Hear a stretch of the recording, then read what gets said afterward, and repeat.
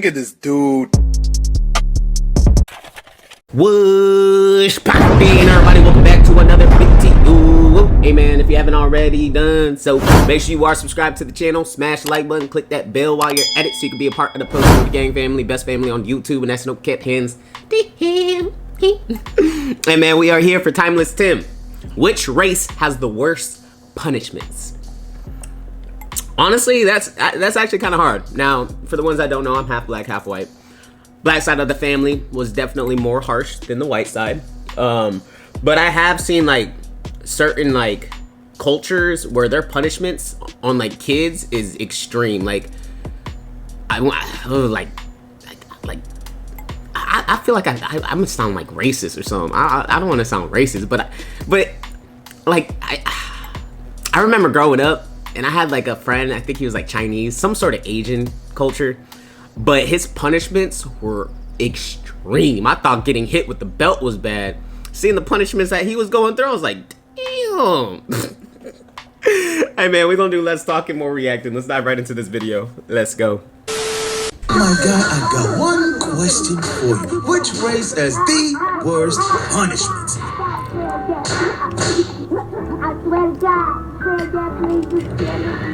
That's Riley from the Boondocks. We getting busy today, my guy. Now I've been reading the comments, and from time to time I notice each race claiming to have the worst punishments.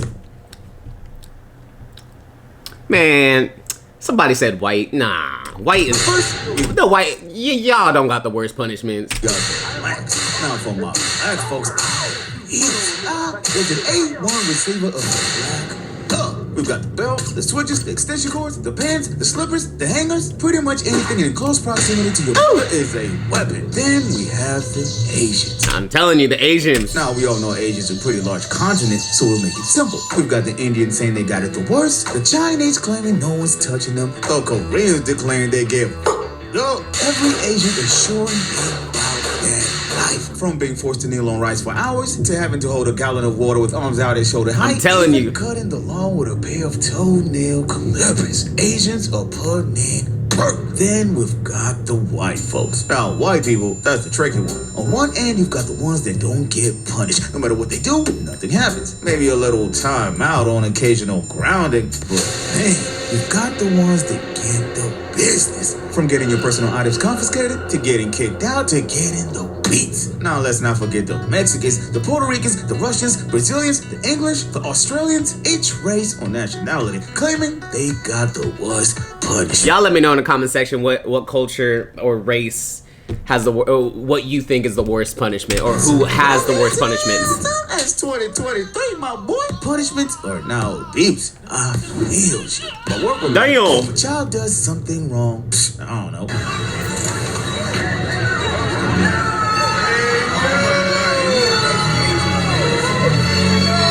These kids are crazy. Why are they doing that?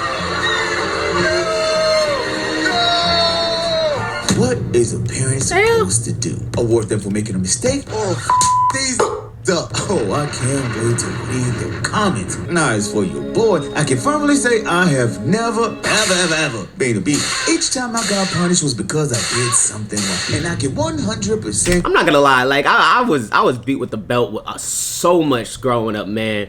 And I will say, some of the times, okay, I deserved it, but a lot of the times I don't think I deserved it. I remember one time I woke up in the morning. I think I was like probably like 7 or 8 years old. I went in the kitchen and I grabbed myself a little Hawaiian Punch. It was a can.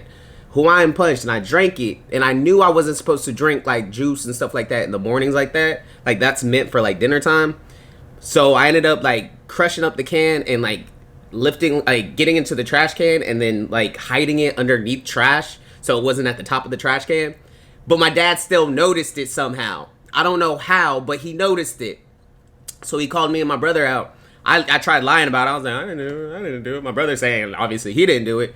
So my dad, like, kind of got it out of me. But he ended up beating me with the belt over a Hawaiian Punch.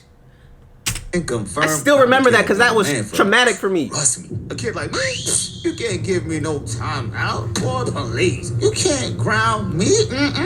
You can't remove my door to take away my privacy. Oh, hell hell no. You gotta fuck me up. So my question to you is, at what point does punishment turn into abuse? And that, my guy, is where this story begins. So for this story, I'm gonna take you back to when punishments were necessary. So it's back in the day. Now as a kid, my parents had rules when they left the house. First, no leaving the neighborhood. If you want to play outside, play within a close proximity. Second, no friends allowed in the home without supervision. If you want to chill, that's how it was for me too. Chill with the homies outside. Third, do not touch the stove. The last thing you want to do is burn the house down. Now it's cool. I played outside, made sure never to leave the neighborhood, but something about fire fascinated me. You know the drill. Mom says don't touch. I ain't gonna lie, me growing up, I was a pyro.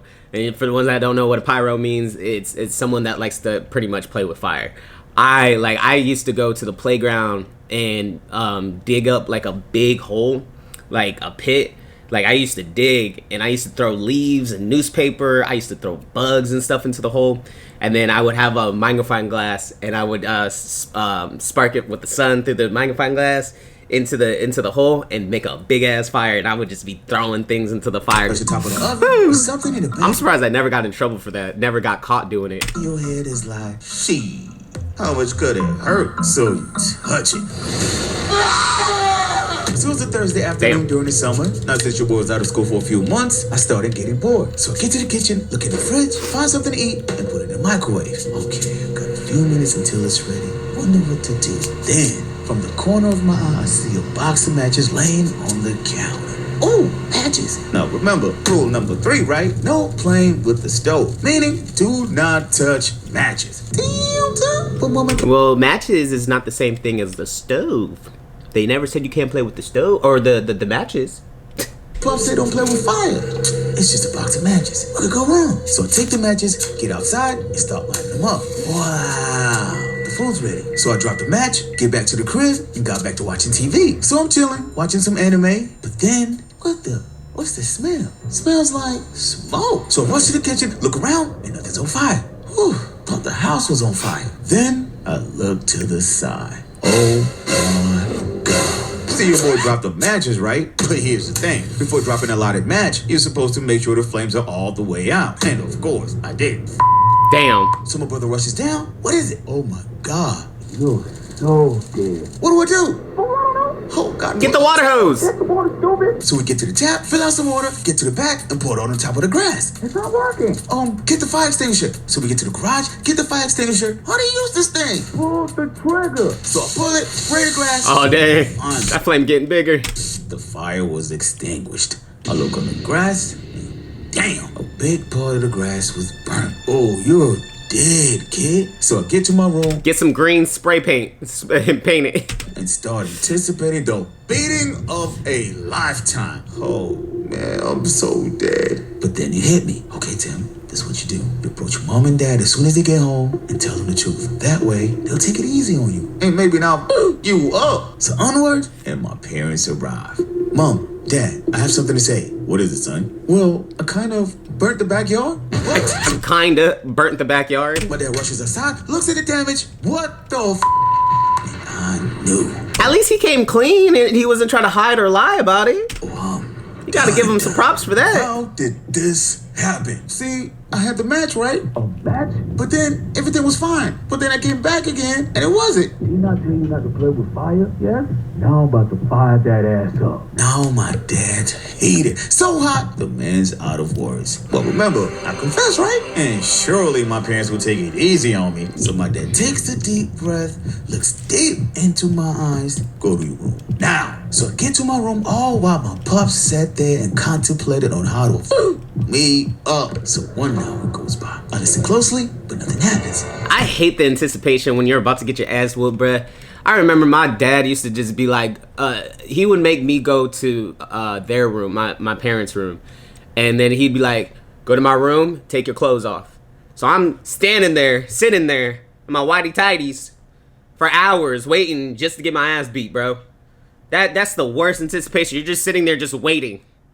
Just waiting. And then when he finally comes through the door, you start bawling, crying.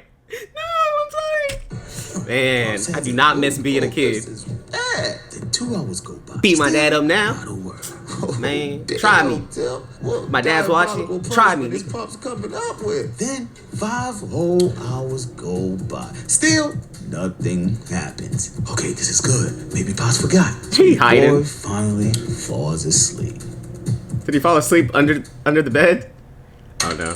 Tim, wake up. Dad, it's time for my punishment. Are you gonna whoop me? I thought about it, but since you confessed, I'm not gonna whoop you. Wow, really? But I will punish you. And your punishment is you getting a job. What? Huh? But I'm a little kid. From this day forward, each weekend you will mow every house on the block until you recover the losses. That way, you learn responsibility. Okay, Dad. Every See, my dad house was a on the fair block? parent. Truly believe for every action, there's an opposite and equal reaction. I'd rather get my ass See, the beat. belt isn't always the solution. You got me bent. Sometimes some of the best lessons are learned from mistakes. Yeah. It's like they say, the errors of the past.